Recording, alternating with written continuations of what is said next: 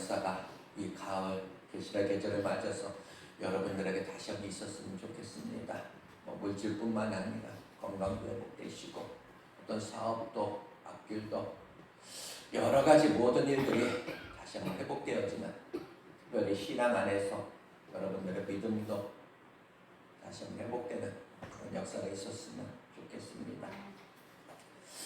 1961년 4월에 옛 소련이죠. 소련에 가가린이라는 그런 사람이 있었습니다. 이 사람이 누구냐? 인류 최초로 우주 비행에 성공한 그런 사람입니다. 이 사람 우주 비행을 타고 약 108시간 동안 그 지구 주변을 돌다가 돌아와서 그가 인터뷰를 하는 중에 이렇게 이야기합니다. 우주에서 바라본 지구 정말 아름답습니다. 푸른빛이 있었고, 그런데 여기에 어디에도 신은 없었다, 이렇게 이야기합니다. 그러나 그 다음에 미국에서 존 글렌이라는 그런 중령이 다시 한번 지구를 도는, 이 우주비행을 하면서 지구를 3바퀴 도는데 그도 성공을 했습니다. 미국 최초의 지구 궤도를 비행한 우주인이 되었습니다. 그 당시 계급은 그는 해병대 중령이었습니다. 그는 성공하고 돌아와서 기자들 앞에서 인터뷰를 하는데 그는 이렇게 이야기합니다. 우주에서 바라본 이 지구 정말로 찬란했습니다. 이 우주가 운영되어지는 모습을 보면서 저는 이렇게 생각했습니다. 우리 하나님이 얼마나 위대하신가. 우리가 같은 것을 보고 보았는데 전혀 다른 것을 보고 이야기하더라라는 겁니다. 우리는 그리스도인입니다. 예수 그리스도를 따르는 그런 사람들, 그것이 우리의 정체성입니다. 예수님, 그 예수를 따르는 우리들은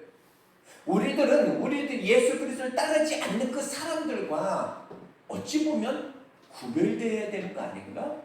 달라져야 되는 거 아닌가? 특별히 무엇이 달라야 합니까? 보는 것 또는 듣는 것이 우리는 달라야 하는 것 아닐까? 어떤 사건 속에서 또는 어떤 사물 앞에서 우리는 예수님이 보여주신 것을 우리는 보아야 하고, 예수님께서 들려주시는 그것을 우리는 들어야 하지 않을까? 여러분들은 태양을 보면서 여러분들은 무엇을 느끼십니까? 우리 장인어른이 했던 말입니다. 본인은 하늘에 떠있는 그 태양만 봐도 하나님의 위대하심을 자기는 늘 경험한다는 겁니다. 우리가 우리가 불을 때우기 위해서는 연료가 있어야 되잖아요. 그게 한정되잖아요. 금방 시드는데 어떻게 저 태양은 어떻게 저렇게 몇 천 년 동안 저렇게 불을 태우고 있을까? 그것만 봐도 우리 장인어른은 하나님의 위대하심을 다시 한번 느끼고 하나님의 살아계심을 몸소 느낀다고 합니다. 여러분들은 똑같은 것을 보면서 무엇을 여러분들 느끼시는지, 오늘 이 다윗이 똑같은 어떤 삶을, 어떤 환경 속에서 이 다윗만 특별한 것을 듣고 특별한 것을 보았다라는 겁니다. 바로 이 시의 내용은 가만히 들여다보면 몇 개의 눈이 들어오는 그런 단어들이 있습니다. 어떤 단어? 많은 물, 우레소리, 홍수, 이런 것을 보면서 이 시가 어떤 배경 속에서 이 시가 작성되어 있는가는 여러분들 짐작하셨을 겁니다. 천둥과 번개가 치고 거센 어떤 비바람이 몰아치고 급기야 물이 급격하게 불어나면서 홍수가 나는 그런 상황. 자연재해 상황 앞에서 이 다윗이라는 사람이 오늘 이 시편 29편을 작성했다라는 겁니다. 자연재해에서 그 상황에서 쓴 시. 바로 이 거대한 자연재해 앞에서 우리 인간은 그야말로 속수무책이잖아요. 할 수 있는 게 우리는 아무것도 없습니다. 지금 현재 최첨단 어떤 과학기술의 어떤 그 시대를 살아간다고 우리가 말을 하지만 해마다 보면은 진짜 이 자연재해 앞에서 너무나 무능하다는 것을 우리는 몸소 느끼게 됩니다. 지금도 그런데 하물며 이 시가 쓰여졌던 이 다윗 시대에 과연 어떠했을까? 그때 댐이 있었겠습니까? 중장비가 있겠습니까? 펌프 시설 그런 것이 있었겠습니까? 며칠 동안 퍼붓는 어떤 폭우 속에 그 폭우 앞에서 내려지는 어떤 천둥과 번개 앞에서 아무것도 할 수 없는 저들은 두려움에 떨 수밖에 없었다라는 겁니다. 오늘날도 그런데 그 옛날 그 시대에 오죽했겠습니까? 지금은 과학이 발달해가지고 과학자들이 다 설명을 하죠. 그러나 그 당시에는 천둥이 어떻게 치는 원리 그들이 알았겠습니까? 모르니까 더 겁이 나죠. 그런데 그 엄청난 어떤 천둥 번개와 이 비바람이 어떤 들이치는 그 상황 속에서 오늘 이 다윗이 쓴 시, 이 다윗은 전혀 불안하지 않았다라는 겁니다. 오히려 평안해졌다라는 겁니다. 어떻게 그럴 수가 있을까? 이 많은 자연 어떤 재해 앞에서 이 다윗이 비바람과 어떤 천둥 번개 친 거 이것이 아니라 전혀 다른 것을 그는 보고 있더라는 겁니다. 이 다윗이 그 상황에서 본 것이 무엇입니까? 29절 1절에서 4절 속에 보면 이 폭우 속에서 이 다윗이 무엇을 봤느냐? 영광, 하나님의 영광과 능력을 여호와께 돌리지어다. 이 엄청난 폭우 속에서 이 다윗이 보았던 거 하나님의 능력과 영광이었더라라는 사실입니다.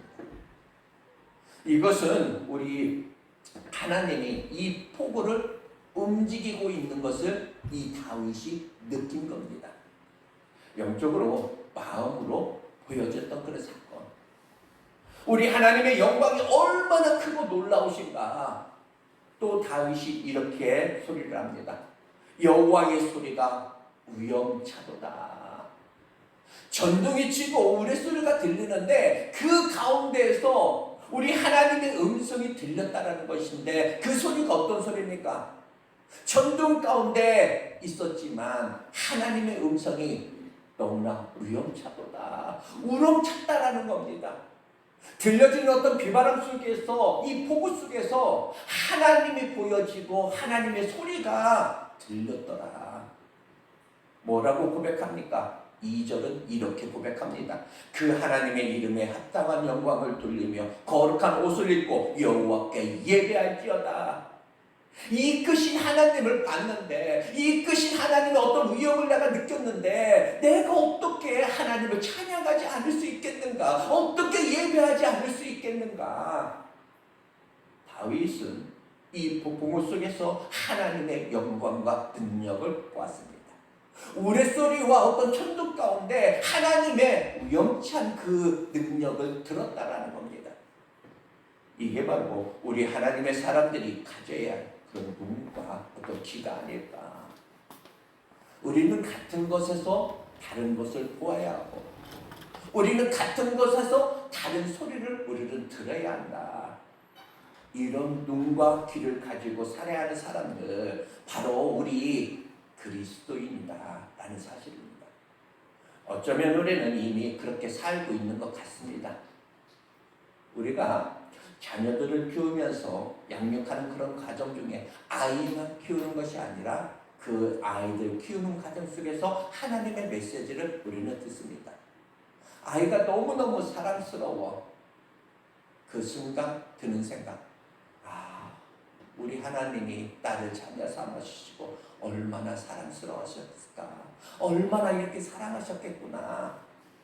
자녀들이 진짜 속속이고 마음 아프게 할 때 순간 떠오르는 생각, 하나님이 나 때문에 얼마나 마음 아프셨을까.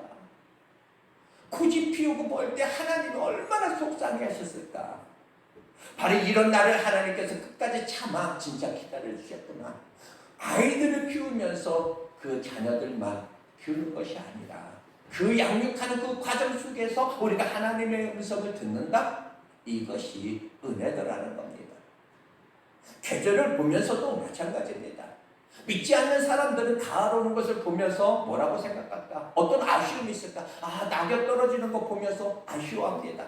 그리고 다가온 어떤 추위, 겨울을 걱정하기도 하죠. 하지만 똑같은 것을 보면 우리 그리스도는 무엇을 볼까? 뭐 여름이 가면 가을이 오는 것이고, 가을이 가면 겨울이 오는 것이고, 그러나 겨울이 가면 또 봄은 오겠지. 내가 당하고 있는 어떤 고난 마찬가지. 지금 내가 인생의 어떤 겨울을 만나서 참 바람 가운데 내가 고통 속에 내가 고통스러운 중에 내가 있지만 언젠가 겨울이 지나고 따뜻한 봄이 다시 때가 오겠지. 계절이 가는 속에서도 우리는 하나님의 음성을 다시 한번 들어야 되는 것 아닐까. 또한 우리는 사물을 바라보는 시각도 달라야 되지 않을까. 사물을 바라보면서도 하나님의 메시지를 우리는 듣는다는 거. 어떤 목사님이 목회를 하다가 너무너무 목회가 너무 힘든 겁니다. 진짜 너무 힘든 가운데 혼자서 터벅터벅 길을 가는 중에 갑자기 눈에 들어오는 것이 하나가 있었다고 합니다. 그게 뭐냐? 길가에 있는 썩은 호박. 그 썩은 호박이 어느 날 갑자기 눈에 딱 들어오는 겁니다. 그 순간 이 목사님이 했던 말, 그 호박을 바라보면서 호박아 너도 목회했냐? 이 썩은 호박하고 교감하는 그런 마음이 이루어져서 위로가 됐다라는 겁니다. 썩은 호박을 통해서도 우리는 하나님의 위로를 듣는 거. 여러분, 이것이 그냥 우연히 되어지는 것일까? 바로 우리 하나님께서 우리로 하여금 보게 하시는 것이고, 또한 우리 하나님이 우리를 통해서 다시 한번 듣게 하시는 것, 그것이 아닐까? 아들아, 내가 너에게 보여줄 것이 있어. 딸아, 내가 너에게 들려줄 것이 있어. 그렇게 똑같은 어떤 일상 속에서 하나님이 보여주시는 것을 내가 보고 하나님이 들려주시는 것을 내가 들으면서 내가 살아가는 그 삶, 이러한 삶을 동행이라고 합니다. 동행은 엄청난 것이 아닙니다. 하루하루 어떤 일상의 어떤 사건 속에서 우리 하나님이 보여주시는 것을 내가 보고 하나님이 들려주시는 것을 내가 들으면서 같이 함께 살아가는 것, 이것이 그냥 동행입니다. 성령은 늘 일상 속에서 만약 우리 하나님의 메시지가 여러분들 보여주시는지, 일상 속에서 하나님이 진짜 들려주시는 거, 그 음성 여러분들 들려주시는지, 그렇다면 그것을 믿어야 된다. 어쩌면 우리는 아마 이미 하나님과 동행하는 그런 삶을 여러분은 많이 사실 겁니다. 그런 우리에게 주어지는 영적인 축복이 오늘 본문에 보니까 있더라라는 겁니다. 하나님과 동행하는 사람들에게 주시는 그 축복이 뭐냐? 첫 번째 보면은 더 다르게 살 수 있다라는 거. 이게 무슨 의미입니까? 본문 속에서 다시 돌아가 보면 이 폭풍우 속에서 무엇을 보았습니까? 하나님의 영광과 능력을 그는 보았습니다. 천둥과 우리소리 가운데 들려지는 것이 무엇이었습니까? 하나님의 어떤 위험찬 그 음성을 들었습니다. 그러면서 동시에 이 다윗이 깨닫는 것이 무엇이냐? 우리 하나님이 얼마나 위대하신가. 이게 보여지는 순간 또 다른 것이 보여지더라는 겁니다. 이 크고 대위대한 진짜 위대하신 그 하나님을 내가 의심하고 내가 살았던 것은 아닌가. 이 크고 위대하신 하나님을 내가 속이려고 했던 건 아닌가. 하나님의 명령을 내가 어기고 진짜 늘 죄를 내가 지으면서 살았던 것 아닌가.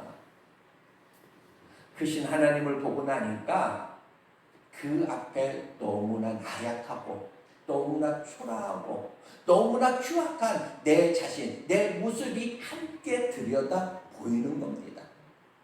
그래서 하나님을 보는 것과 동시에 나를 들여다본 이 다윗이 뭐라고 고백하느냐? 오늘 1절, 2절은 이렇게 말합니다.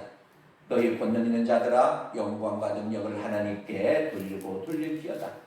여호와께 그의 이름에 합당한 영광을 돌리며 거룩한 옷을 입고 여호와께 예배할지어다. 너희 권능 있는 자들아, 여기서 말하는 이 권능 있는 자들, 다른 사람을 말하는 게 아닙니다. 다윗이 말하고 있는 권능 있는 자들, 이것은 자기 자신을 가리키는 겁니다. 내가 이스라엘의 왕이잖아. 이스라엘에서 자기보다 더 권능 있는 사람이 있을까요? 다윗은 자기 자신을 그냥 3인칭화 그냥 시켜서 스스로를 그냥 이해하게 말하는 겁니다. 너희 권능 있는 자들아, 즉 더 정확하게 표현한다면 스스로 내가 가장 권능 있다고 생각하며 살았던 이 다윗아, 이 어리석은 다윗아, 영광과 능력을 하나님이 받으셔야지. 어찌 너는 그동안 너가 너에게 이렇게 돌리고 돌렸는가? 바로 이 크신 하나님 앞에서 어리석은 내가 보이는 겁니다. 너무나 추악하고 나약한 내가 들여다 보였더라라는 겁니다. 하나님이 주신 권능인데 그 권능을 이제까지 내 것으로 내가 알고 스스로 왕노릇하면서 그 왕노릇 거기에 내가 취해서 내가 살았던 것 아닌가, 내 모습이 보여지는 겁니다. 하나님의 영광과 능력을 내가 이제까지 내가 부족질해왔구나. 이 어리석은 이 다윗아, 저 폭풍우를 움직이게 하시는 분, 하나님의, 저것이 하나님의 능력이야. 너 보이느냐? 저 우레소리 속에서 하나님의 어떤 우연찮은 그 음성 너 들었느냐? 저분이 진짜 왕이다. 저분이 진짜 권능 있는 분이지. 네가 어찌 왕일 수 있느냐? 네가 어찌 진짜 권능일 수 있느냐? 지금 예루살렘 보좌에 앉아 있다고 해서 너 스스로를 착각하지 말라는 겁니다. 바로 그 보좌에 앉아 계신 그분이 하나님이야. 네가 이 나라를 다스리고 있는 것이 아니라 이 나라는 하나님이 다스리고 있는 것이다. 그런데 이 모든 영광을 왜 네가 받고 있느냐? 하나님의 것을 네가 왜 도둑질하고 있느냐? 하나님께서 마땅히 받으셔야 할 그 모든 것들을, 드려야 될 것을 네가 드리면서 살아야지. 이게 오늘 2절까지 말씀입니다. 2절에 여호와께 그 이름에 합당한 영광을 돌리며 거룩한 옷을 입고 여호와께 예배할지어다. 바로 너는 왕이 아니야. 단 누구? 예배자이지. 여러분 알다시피 목동이 다윗의 그 본 모습, 그는 집안에서 왕이 난다고 할 때 모든 아들들이 다 불러놓고 거기에 참석했지만 이 다윗만 쏙 빠졌던 그 다윗입니다. 왜? 아무리 봐도 이 다윗은 자격이 없었기에, 진짜 보잘것없는 목동 이 다윗이었기에, 그런데 하나님은 그를 택하셔서, 그를 선택하셔서 어떻게? 은혜를 베푸셔서 그를 이스라엘을 다스릴 수 있는 한 왕으로 삼으셨다라는 거. 바로 그런 다윗이 어떻게 했을까? 사람들이 와서 자기한테 진짜 절하고 늘 왕하면서 늘 그에게 나에게 경배를 하니까 막 떠받들어 주니까, 어찌 보면 내가 처음에는 왕이 됐을 때 이 다윗은 진짜 감격했을 겁니다. 하나님 앞에 진짜 감사했을 겁니다. 하나님, 나 같은 것은 어떻게 이 자리에 세워주셨습니까? 그런데 시간이 늘 조금 지나다 보니까, 늘 떠받음을 내가 당하다 보니까 스스로 착각하는 겁니다. 이 권능이 본래 내 것인 줄 알고, 내가 왕인 줄 알고, 이 나라가 내 것인 줄 알고 스스로 착각 속에 빠지더라. 어떻게 다스리지? 내가 어떻게 해야 할까? 그런데 폭우 앞에서 하나님이 다시 한번 이 다윗을 깨닫게 하는 겁니다. 내 여호와가 어떤 분인지 한번 봐라. 그분의 음성을 한번 들어봐라. 진짜 왕은 하나님이다.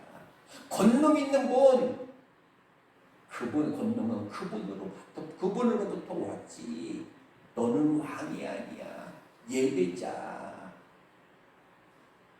그래서 이 다윗이 알겠습니다. 하나님, 내가 이제 예배하며 살겠습니다. 당신께 영광 돌리며 내가 살겠습니다. 이 다윗이 자기 자리로 다시 한번 돌아왔다라는 것, 그것을 느끼고 깨닫고 자기 자리로 돌아오는 것, 이게 바로 바르게 살게 된 것. 우리가 우리 일상에서 하나님을 보고 하나님의 음성을 들으면서 내 자리를 찾게 된다, 찾을 수 있다. 이게 은혜입니다. 그래서 우리가 드디어 그 은혜 가운데 이제 제대로 우리가 바르게 삶을 살아갈 수 있다라는 거. 여러분 다시 한번 묻겠습니다. 우리 성도님들, 왜 하나님께서 우리 일상에 하나님이 보여주게 하시고 하나님이 들려주신 우리에게 이렇게 하나님이 다시 한번 들려주게 하셨을까? 바르게 살라고, 내 위치를 다시 한번 깨닫고 제대로 한번 살아보라고. 또 하나는 일상에서 하나님을 보고 하나님의 음성을 내가 들을 수 있는 그 사람들에게 주시는 그 축복, 더 평안하게 살 수 있게 하기 위해서 다윗은 5절에서 9절까지 이 폭풍으로 인해서 어떤 피해 상황을 이 다윗이 지금 설명한 겁니다. 5절에서 9절까지는 무시무시한 그런 피해를 당하고 있는 그 모습입니다. 어떻게 말했는지 5절에서 9절 보면 이 폭풍으로 인해서 진짜 어떤 상황이 벌어졌습니까? 산이고 뭐 들이고 나무고 뭐 짐승이고 다 파괴되어 있는 그 모습을 이야기하고 있는 겁니다. 그야말로 너무나 두렵고 떨리는 그런 상황, 그 두렵고 떨리는 그런 상황 속에서 이 다윗이 깨달음을 하는 고백, 그 고백이 뭘까? 하나님을 보고 나 자신을 보고 나서 이렇게 다윗이 고백한다는 겁니다. 10절에서 11절입니다. 여호와께서 홍수 때에 좌정하셨으며 여호와께서 영원하시도록 왕으로 좌정하시도다. 여호와께서 자기 백성에게 힘을 주시며 여호와께서 자기 백성에게 평강의 복을 주시도다. 이 폭풍우 가운데 모든 것이 파괴되어 있는 그 상황 속에서 뭐가 보이느냐?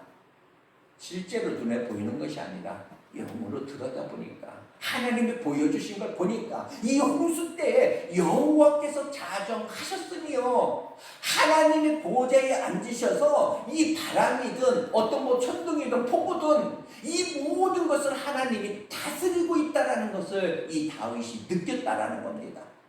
맞아, 우리 하나님이 이렇게 크신 분이었어. 우리 하나님이 진정한 왕이시오.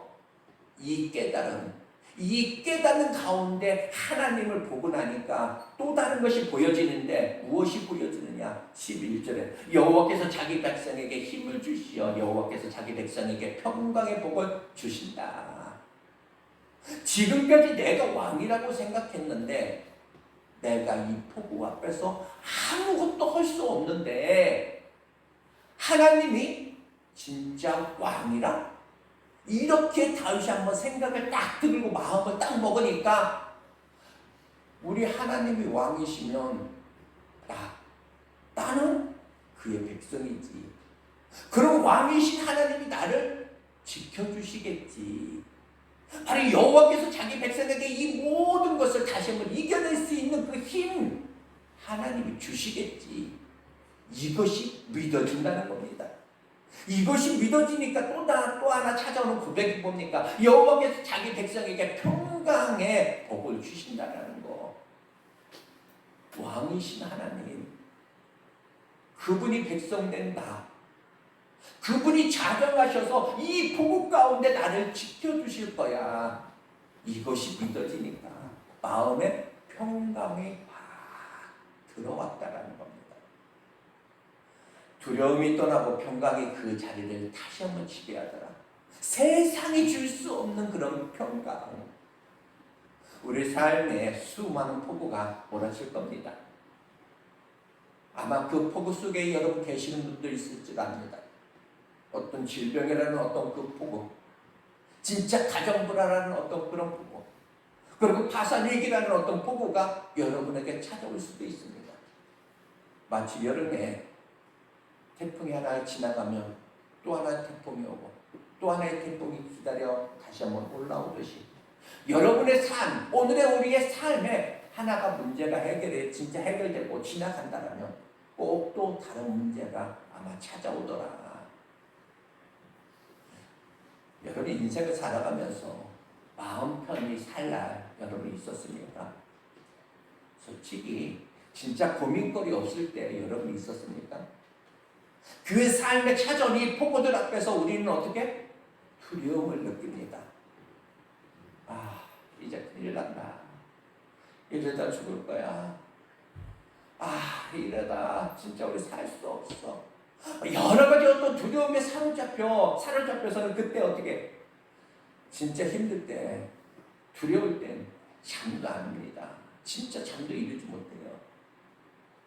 여러분, 이 두려움, 인간의 그 두려움이 왜 생겼을까? 이 폭풍우가 너무 커서 두려움이 생겼을까? 나에게 찾아오는 어떤 인생의 어떤 문제가 도저히 진짜 내가 감당할 수 없는 문제여서 그랬을까? 그래서 어쩔 수 없이 우리가 그것 때문에 내가 지금 두려워하고 있는 것일까? 아니라는 겁니다. 그것은 세상 사람들에게나 해당되는 그런 이야기라는 거. 바로 우리는 하나님을 아는 사람들입니다. 하나님이 얼마나 크신 분이신지 우리는 알고 우리는 그 크신 하나님을 우리는 믿으면서 우리는 살아가고 있습니다. 바로 문제보다도 더 크신 그 하나님을 믿고 우리는 고백을 합니다. 그런데 안타깝게도 똑같다라는 겁니다. 안 믿는 사람하고 다를 바가 없더라라는 겁니다. 우리가 하나님을 믿는데 내가 하나님을 아는데 그런데 우리가 이 세상 사람들과 똑같이 어떤 인생에 찾아오는 어떤 그 폭우 앞에서 두려워 떤다라는 거. 잠을 이루지 못할 그런 때도 있더라. 왜 그랬을까? 짧게 이야기하면 이렇습니다. 첫 번째는 하나님을 진짜로 내가 믿지 못하기 때문입니다. 정말로 하나님을 믿는 것이 아니기 때문에 더 정확하게 표현한다면 내가 하나님을 믿기는 믿지만 그 하나님을 향한 내 마음에 어떻게? 제한을 두기 때문이다 라는 겁니다. 이미 내 마음에서 믿을 것과 진짜 믿지 못할 것 우리 스스로 내가 그것을 갈라놓고 있더라는 겁니다. 아, 이 문제는 하나님이 해결해 주실 거야. 충분해. 아, 이건 아무리 하나님이어도 이것은 불가능할 것 같아. 진짜 불가능하실 거야. 우리가 갈라놓더라. 예를 들어서 주여 감기문사, 주님 나 감기문사 걸렸어요. 이거 치료해 주세요. 믿어요. 말기 암 환자라면 하나님 치료해 달라는 게 아니야. 하나님 나에게 왜 이런 시련을 주셨습니까? 이런 질병을 주셨습니까? 과학과 어떤 상식의 어떤 틀에 맞추어서 우리가 하나님의 어떤 능력을 제한하고 있는 건 아닐까? 그리고 내가 믿는 것과 믿지 못할 것을 우리는 선별을 합니다. 그러니 우리가 이 두려움에서 자유할 수가 없더라. 내가 믿을 수 없는 그런 일, 내가 진짜 믿을 수 없는 문제를 내가 만났을 때 우리는 어떻게? 두려워한다는 겁니다. 아, 이거 어떻게 하지? 이렇게 우리는 믿음을 스스로 선별하면서 우리는 영원토록 이 두려움에서 자유할 수가 없더라. 폭풍우 속에 갇혀 있어서 진짜 두려움에 떨고 있는 이 모습 여러분들 한번 물어보겠습니다. 성도님께서는 우리 하나님은 어디까지 여러분들을 믿으십니까? 하나님을 믿는다는 우리가 어떤 삶의 어떤 폭풍 앞에서 믿는다고 하지만 두려워 떠는가? 그 이유는 또 하나 뭘까? 믿는다고 아는데 하나님을 아는다고 하는데 왜 두려움이 찾아올까? 두 번째는 아직도 내가 왕이 되어서 살아가기 때문입니다. 오늘 하나님을 믿는다고 하면서도 왕이신 그 하나님을 제쳐놓고 내가 왕이야, 내가 지금 현재 이스라엘의 진짜 높은 권능 있는 자야, 다스림 있는 자야, 내 스스로 왕의 자리에 앉다 보니까 그리고 내가 내 뜻대로 내 마음대로 내 삶을 내가 다스릴 수 있다? 그러니까 두려울 수밖에 없다라는 겁니다. 그래서 내가 하려니까 내가 만들어 가야 하니까 내가 할 수 있는 일 이것이 한계가 있기 때문에 부닥치는 겁니다. 내가 해결할 수 있는 문제 앞에서는 우리는 어떤 문제 앞에서도 내가 해결할 수 있다, 이거 자신 있다 하면은 그 문제가 안 보입니다. 그냥 편안해요. 내가 그냥 가지고 있는 어떤 물질, 그 돈의 어떤 범위 안에서 할 수 있다? 이거 충분히 할 수 있을 것 같아. 걱정이 없습니다. 내가 인맥을 내가 총 동원해서 이 문제 내가 해결할 수 있어. 이 문제 앞에서는 스스로가 평안하더라는 겁니다. 그런데 내 한계를 벗어난 문제, 지금 내 자신이 해결할 수 없는 그런 문제, 내 주변 어느 진짜 인맥을 동원해서도 내가 해결할 수 없는 그런 불가능한 그런 문제, 그 문제 앞에서, 그 폭우 앞에서 우리는 어떻게? 좌절하고 두려운 거. 밤잠을 못 잡니다. 두려워 떨어서. 다윗도 지금 그랬다라는 겁니다. 그 대단한 믿음의 소유자, 하나님의 능력을 제한하면서 이 다윗이 지금까지 살았다라고 고백하는 겁니다. 아무리 하나님이어도 이것은 골리앗보다 조금 큰 것 같은데? 또 다윗이 이렇게 이야기합니다. 이스라엘 왕은 나인 줄 알았는데, 그냥 나라를 잘 다스리며 이제까지 그래서 평안한 줄 알았는데, 처음에는 어찌 보면 안 그랬을 겁니다. 감격했고 그냥 감사. 근데 어느 날 이 다윗도 변질되는 거죠. 그리고는 내가 해결할 수 없는 그 문제 앞에서 부닥치니까 이제 두려워하게 되더라. 그 다윗에게 하나님이 보여지는 겁니다. 북복을 속에서 이 하나님이 얼마나 크신가를 한번 봐라. 북복을 속에서 하나님의 우연치 않게 하나님의 음성을 너 들어라. 우리 하나님이 이렇게 크신 분이야. 우리 하나님이 이렇게 놀라우신 분이야. 이것을 깨닫는 이 깨달음 앞에서 이 다윗이 어떻게 합니까? 왕의 자리에서 내려온다는 겁니다. 당신만이 나의 왕입니다. 이제 당신이 내 삶을 다스려 주옵소서. 이 모든 것을 맡기고 나니까 다윗 마음에 그 폭우 속에서 평안이 확 들어오더라. 두려움이 순간 다 사라져버리고 말았다는 겁니다. 그 평강을 무엇이라고 표현합니까? 11절, 여호와께서 자기 백성에게 힘을 주시어 여호와께서 자기 백성에게 평강을 주셨다. 바로 하나님께서는 우리에게 끊임없이 당신 자신을 보여주시고 또한 자신의 음성을 들려주십니다. 그러면서 우리에게 다시 한번 깨닫게 하시는 것. 자녀를 양육하는 과정 속에서 하나님을 다시 한번 깨달아. 어떤 계절 가는 이 과정을 보면서도 너 한번 깨달아. 어떤 사물을 통해서도 한번 깨달아. 늘 우리에게 다가오시다. 이렇게 날마다 우리 하나님께서 보여주시는 것을 보고 들려주시는 것을 우리가 들으면서 우리 하나님과 이렇게 동행하면서 살아가고 있는 아마 여러분들 다 믿어요. 여러분인 줄. 여러분 그 하나님을 정말로 믿으시는지, 정말로 여러분의 모든 것을 맡기시는지. 다시 한번 말씀드리면서 말씀을 마치겠습니다.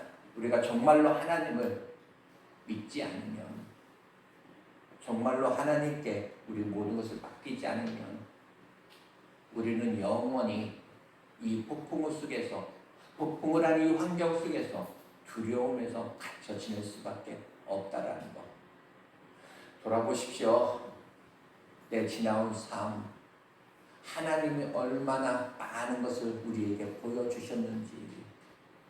내가 이런 하나님이야. 내가 너와 내가 함께하고 있어. 얼마나 많이 보여주시고 여러분들에게 들려주셨습니까? 다시 한번 그분의 마음을, 그분의 생각을, 다시 한번 그분의 사랑을, 그 전능하신 하나님을 여러분 진짜로 믿고 그렇게 진짜로 맡기고 이제 그 두려움에서, 이 두려움이라는 이 폭풍 속에서 다시 한번 이 감옥에서 탈출하는 여러분 모두가 되시기를 다시 한번 축복합니다. 잠시 기도하겠습니다.